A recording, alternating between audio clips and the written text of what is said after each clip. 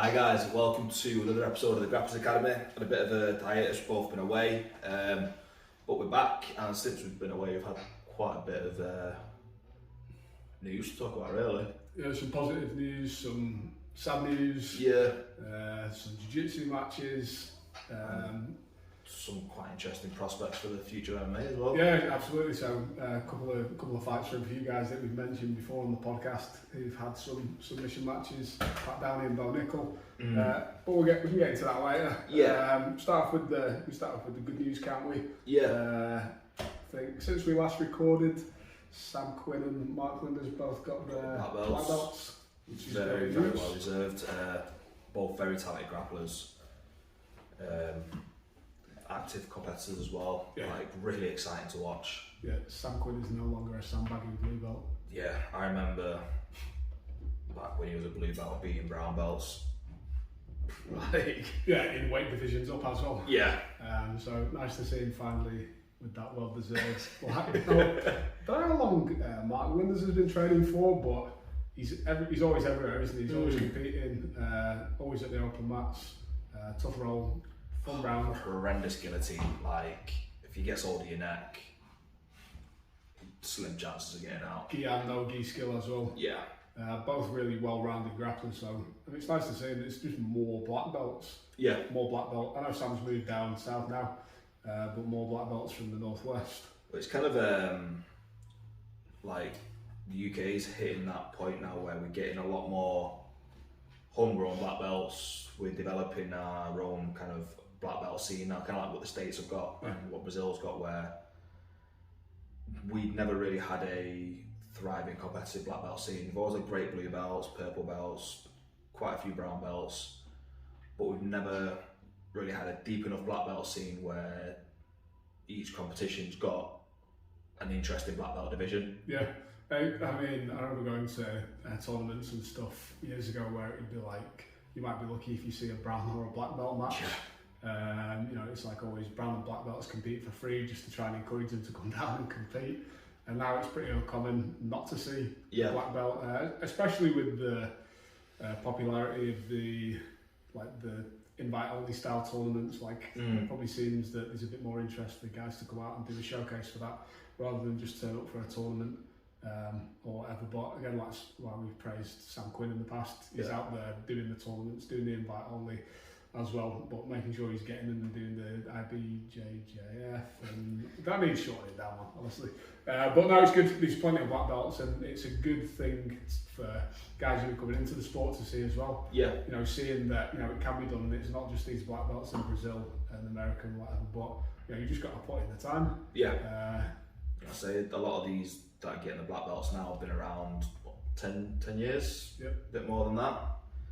So it's like we started. Sam claims he's been training for 7 years only. I'm calling bullshit on that. Yeah, secret training. He was a blue belt when I was a white belt. And I can't remember how long I've been training, but it's certainly close to 10 years.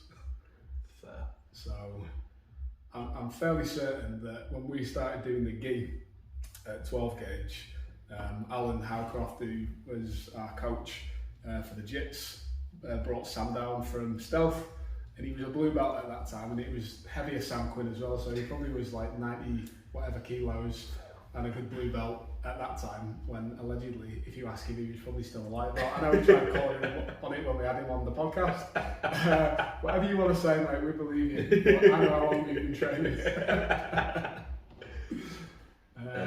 But yeah, unfortunately from good news, we've got a little bit of bad news where fortunately lost Leandro Lowe, one of the top competitors across the scene. Some really good matches, great battles with Keenan. Is he one of the top holders for world titles? Yeah, he's like one of the most winning world championship title guys, isn't he? Like lots in the gi. Did he watch at ADCC? Not he had a big so, success no. at ADCC, did he?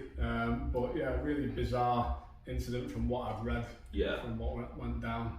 I think he was unfortunately shot in the head by an off-duty police officer, from what I heard. And Yeah, and first present condolences out to his family, students, fans. Yeah. I think at the funeral, what was nice and a nice like little jiu-jitsu touch is they all turned up. It was requested that they turned up in the gis, wasn't it? Oh, was it? Yeah. Oh, brilliant. So that must have been a special moment as well to get those jiu-jitsu guys around in the gis. That ties in a little bit as well with one of the bigger matches that's happened recently with Gordon Ryan and Felipe Pena. Yeah. Because that was a really weird match for anybody who's not seen it. It was a no time limit one. Apparently there was some controversy with what the duration of the match time was supposed to be. Apparently there was some issue with the finances as well behind it. Yeah. Quite a bit behind the scenes, which has been leaked and trickled out into. Yeah. And Pena was good friends with Leandro Lo, so I'm sure that was in his mind as well. Yeah. So makes an interesting lead up to ADCC as well, because I think they're in the same weight bracket, aren't they? They're in the plus 99. I imagine they're going to get seeded on opposite sides of the bracket. Yeah. So again, could potentially be another rematch there. So considering how they both performed, and it was fairly even sort of match, is this class as a win for Gordon? Technically, it's obviously classed as a win, but is this because Pena didn't seem bothered? Yeah, I mean, if I'm somebody who hates Gordon Ryan and I'm going to get on the comments on a video or on one of his posts, I'm going to say that wasn't a win. Yeah. If you've been somebody that's being arsy about it, I'm sure Gordon Ryan got the win and he's happy about that, but he definitely would have won with finished him. Oh yeah. He wouldn't have been happy with this weird ending where it wasn't a sub. He didn't really quit. He just kind of stopped the match, said he was done with it. I guess that's kind of quitting, but it wasn't really to any pressure or anything, was it? He just wanted over with the match. I don't know. I mean, yeah, it's a win. Yeah. I don't think Gordon will take it as a win. No. They'll have another chance at redemption. Yeah. But here's the thing. No time limit matches. Are they worth it? I can tell what your answer's going to be, and I completely agree with you. There's a delicate balance, isn't it, between allowing matches to go. And you see a lot of matches that are like a 10 or a 20 minute maybe, and they can be exciting matches, and arguably more exciting than a no time limit match. Yeah. But you don't get a sub and it's a draw. Yeah. And that's sometimes unfair on somebody who's been dominating the match. I know, Grapple Fest do it based off dominance as well. I think Polaris have a similar sort of. I like the way that Polaris do theirs. Do it as well, but sometimes you can just come out of it with it being a draw because there was no submission, which is fair enough. You survived, you didn't get subbed, whatever. But then you can go to the other extreme end of stuff, and I think there was another match on the card a couple of weeks ago as well that went to like a 90-minute match. I think there was one on the Who's Next. That was 3 hours. Yeah, it was on the Who's Next, wasn't it? And it was 3 hours. Yeah. And I can't remember who the guy was, but he just didn't want anything to do with the match. He was just like trying to string it out and just going on the full-on defence, giving nothing away. That was not really in the sport of what we want to see in a sub-only match. And on top of that as well, you might be trying to buy out more time and whatever, but it's boring as fuck. Nobody's going to want to watch you. And you're not displaying your jiu-jitsu. No. You're just shelling up and... See, for me, I'm a firm believer of should be a time limit and there should be parameters for somebody to win if there's not a clear-cut submission win at the end of that time. Whether it's... I really like the way that the Polaris do it. Split it into 5 minutes and you judge each 5 minute with a certain set of parameters. I do think it's worth having an option for overtime as well. Not the EBI style, but say you've got a 20-minute match, the 2 for 2 on the 5 minute rounds, 5 minute overtime, winner takes it all type of thing. But for me, the no time limit is not going to bring any fans to the sport. It's gonna, if anything, it's going to stop people from watching. I didn't watch the Gordon Ryan match because I knew it was no time limit. I always wait till afterwards and catch the replay it's with a palatable time. Yeah, I mean, if you really love jiu-jitsu and you want to sit down and analyse a match, you know, you can sit down and watch 45 minutes of Gordon Ryan displaying his control techniques and whatever. It's educational. Yeah. It might not be necessarily the most entertaining thing you can watch, and I certainly don't think it is going to inspire people who might be a UFC fan, or, well, a UFC fan is the right way to term it, isn't it?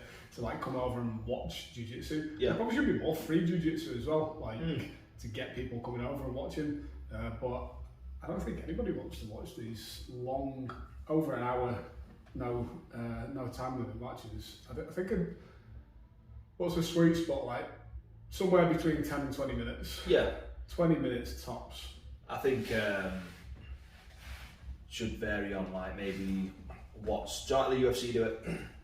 What's on the line for this match? If it's Gordon and Pena, 20 minutes with the option for that extra 5 minutes. If it's undercard, 10-15 minutes. I think some sort of way of incentivising activity as well, whatever it is in the match. Like, and that's the thing that I like about ADCC as well. They'll penalise for passivity. Yeah. And encourage attacking. It's borrowing some of the ideas from freestyle wrestling. Because I guess you could merge the rule set of what, say, Grapplefest do and Polaris, and have the ADCC passivity warnings there, where it's kind of like, okay, top of it all is submission attempts. Yeah.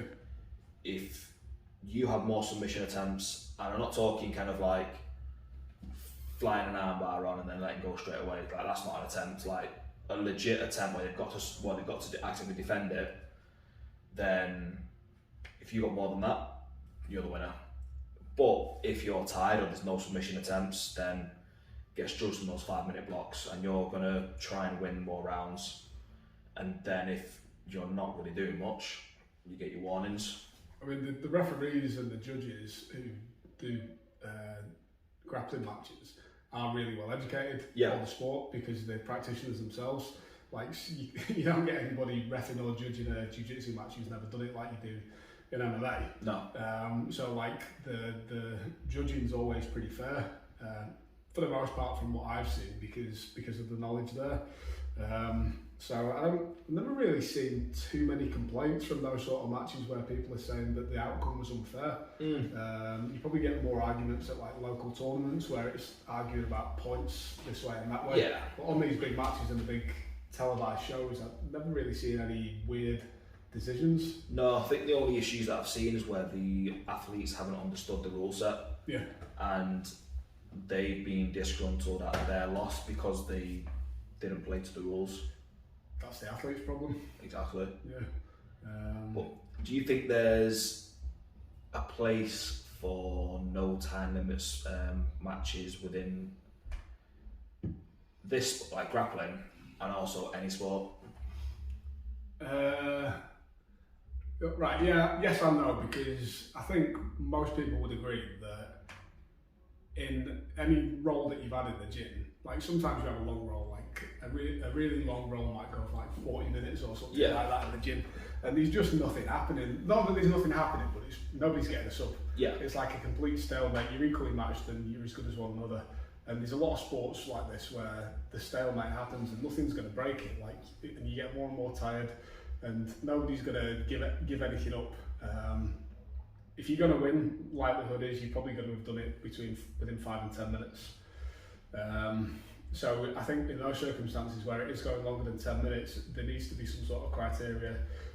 Let's say it's a 20-minute match and you've got 10 minutes where it's a bit of a free-for-all and you can do what you want and like really go for the subs. And then the second 10 minutes of the match, maybe now you start judging that on attacking criteria or submission attempts or whatever it is. Because if the sub was going to have happened, it would have happened in the first 10 minutes. Yeah. Now, you can get people playing the system with that like they did for the EBI stuff as well. Basically trying to make it go to overtime. There's downsides to every rule set, and everybody's going to game the rule set however they want. I think whatever the rule set is though, and if you are going to do no time limit matches, they've just got to be exciting. I think there should be a point where the referee or a judge or something like X Factor. There's 3 judges on the panel, and you can turn your light off. That'd be brilliant. That'd be an interesting way of doing it. You got the golden buzzer where it's kind of like, this is exciting, let's give it at least 5 minutes. Yeah, or you could like push it on a bit more if you wanted to as well. That might be an interesting way of doing it. Jits Factor. Jits Factor. Hey mate, I mean that just popped into my head then, but that's not a bad idea, to be fair. See, because for me, I think no time limit matches have a place, just not on a super fight event. So if you want a no time limit match, behind closed doors in the gym, if you want to film it, you want to film it, but you can't charge people to watch a no time limit match. Like, it's like the old how they used to do the catch wrestling matches, because they were no time limit, and eventually the audiences stopped watching because they would just go on and on and on and on until somebody gave. And this is essentially the birth of like WWF type of wrestling, where they'd have the match in the gym to decide who the winner is, and then they'd stage the match in front of the audience so they can make it exciting. And if there was highlights or exciting highlights in the gym, they can recreate that there, but you're still getting the true winner. It's just in an excitable, more palatable fashion. Imagine somebody's like proper salty though, and they don't accept the loss that happened in the gym. And then you should come out and try and smash the fuck out of it in a display match. No, I completely agree with you. Like if you've got one of these sort of like grudge matches, like Ryan and Pena, and I mean probably more likely they'd be both more inclined to say, we'll do this behind closed doors. Like I don't care about the money.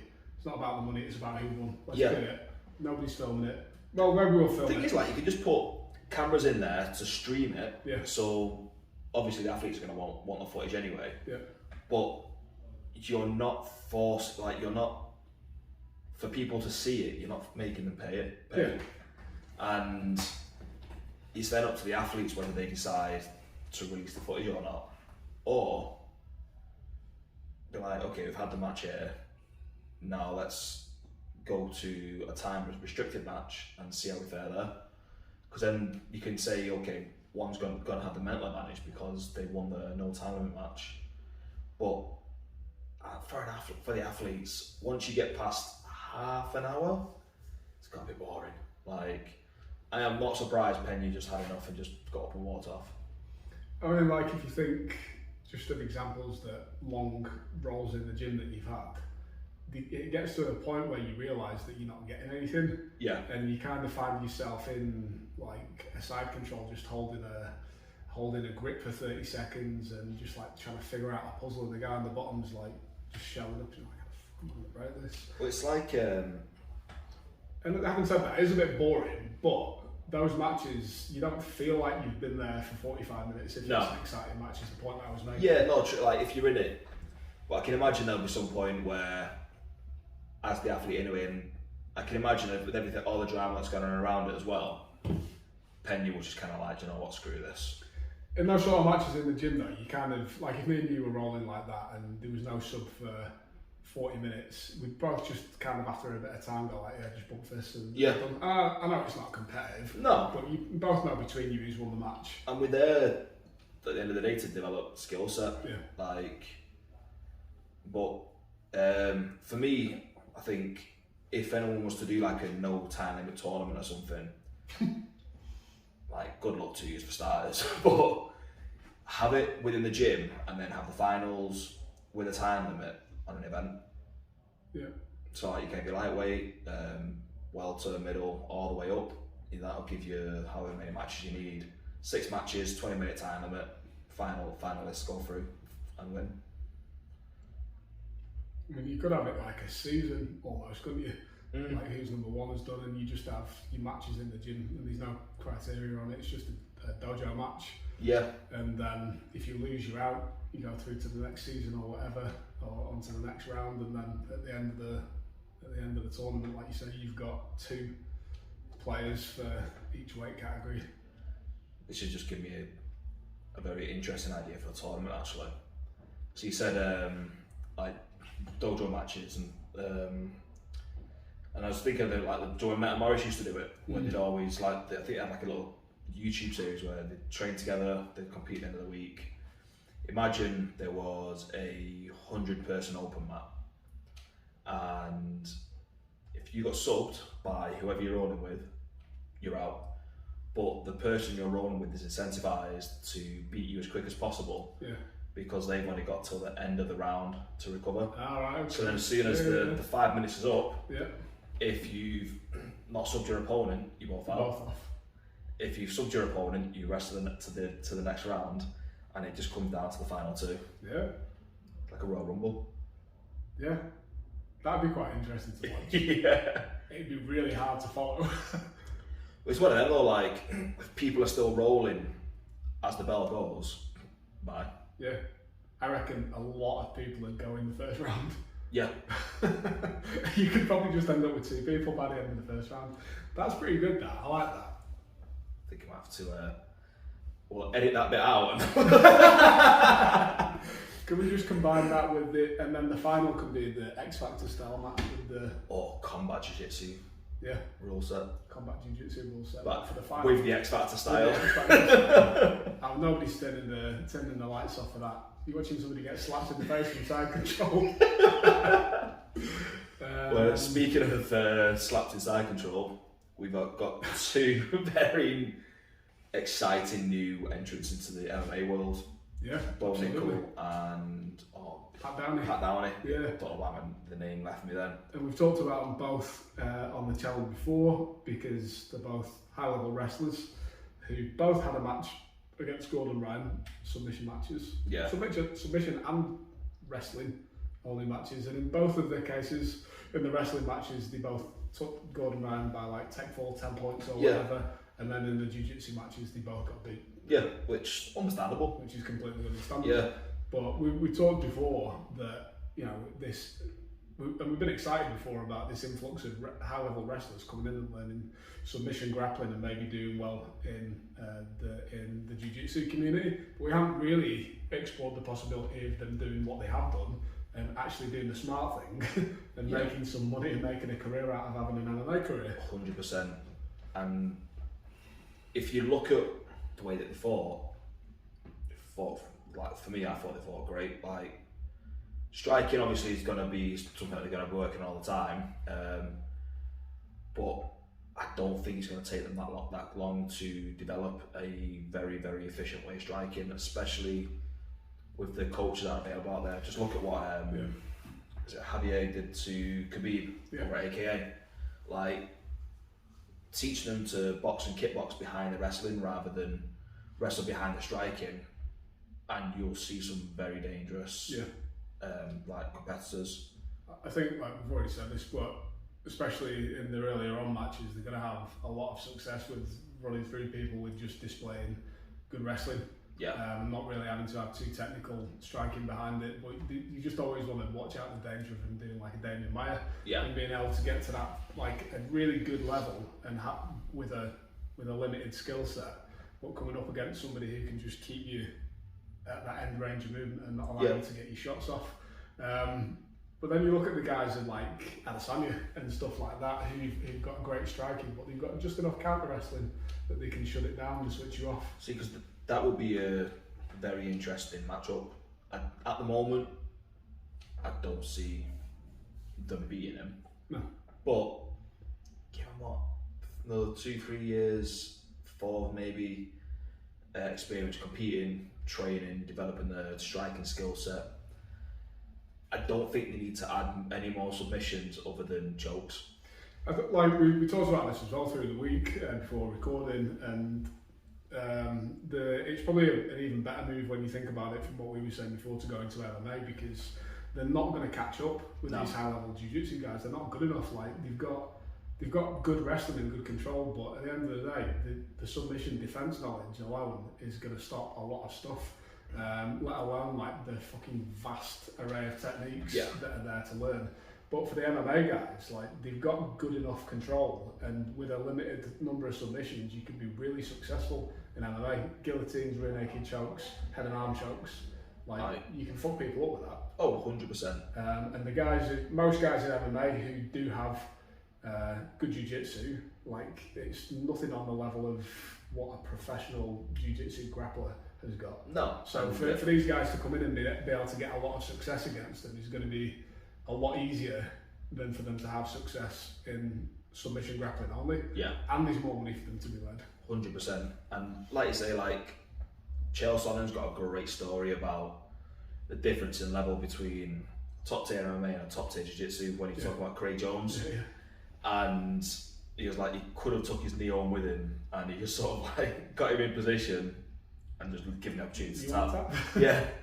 And I really do think that these two are just gonna run through the divisions. I think it's not gonna happen straight away, but yeah, I think 4 years time. Yeah, and they're both game as well. Yeah. And kind of going back a step, this is why I used to love Benson Henderson when he'd come over and do the Polaris stuff. Yeah. Because he's having good matches against like really high level jiu-jitsu only guys. Yeah. And to be that good against a specialist, I don't know, I think he's really cool. He was like a really good, interesting fighter to watch. Oh, definitely. And his jiu-jitsu is amazing. Yeah. And like I say, just fun. Yeah. Like, it was always looking for the toothpick. Yeah. In fact, he had it with it. He fought with it, didn't he? Yeah. Yeah. Crazy. And every now and again, you just sort of see it, and it's like, no, you're going to get knocked out soon and swallow that. Exciting matches. Do you watch him?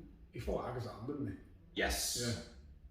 Yeah. In London on Polaris. Didn't that do in Cardiff or like Plymouth or wherever? Was that Agazan? The one I remember him fighting was against Wagner Rocha, and I think he put him to sleep. What was that on? Was that on? That was Polaris, that one. Or was it the one where he ran him off the stage with a takedown? Yeah. I'm sure he saw Agazan. Anyway, whatever it was, it was exciting. Well, it's definitely exciting prospects for Polaris 6. Yeah. Yeah, it's exciting. I've been looking forward to this for a while. We've been talking about this next transition of what's coming into jiu-jitsu and grappling. And I think these two are going to pave the way now for a lot of the D1 elite wrestlers, like, because it's often spoke about when like collegiate wrestlers and things get out of high school and college looking for a new sport or something they dedicate their life to, where they can't turn it professional, or the only way they can sort of continue training and keeping the sport is through coaching and going to the Olympics, which isn't that well funded for them. Whereas now they've got MMA and competitive grappling, where there's a legit career path for them now. So I'm just trying to see where Bo Nickel is training out of, because I know AJ Agazar's, Pat Downey's training at Fight Sports. Yeah. Which you could like very, very apparent with the finish that he went for. I'm not exactly sure where Bo Nickel's training, to be honest. I can't see it on his feed. Lex is a bit of a nomad at the moment, like still trying to figure out where he wants to go. I think if he gets to AKA, that would be a very, very interesting and dangerous. Where he lives, I'm not sure where he lives, because it's like these clubs are like very, it's geographical, isn't it? You're gonna have to move. You're gonna have to uproot and move. I think someone with that potential, if you've got nothing that's really holding you to a certain area, I think the smart choice is to move to the gym. Do a Clay Guida, get a RV and live in the parking lot. Yeah. No, exciting, good. But let us know what you think in the comments. How do you think Pat Downey and Bo Nickel are going to get on? What are your thoughts on the no time limit matches? And if we've missed any black belts getting promotions, drop them below in the comments so we can give them a shout out. Or if anyone's coming up, anybody you think is due the black belt soon, like drop them below in the comments and we'll have a little look into them. We've got the Bonafide PT, coached by Sahai with the Grapplers Academy. We'll see you next week. I'm just going to say as well, if you're a salty blue belt and you think you deserve a black belt, leave that in the comments as well. And yeah. we can laugh at you. Yeah.